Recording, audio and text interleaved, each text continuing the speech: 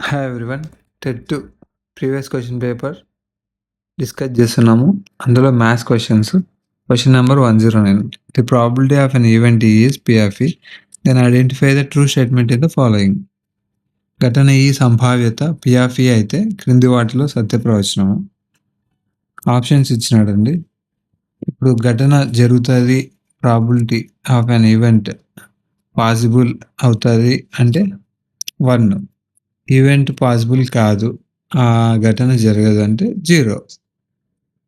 So 1 include అవుతుంది, 0 include అవుతుంది.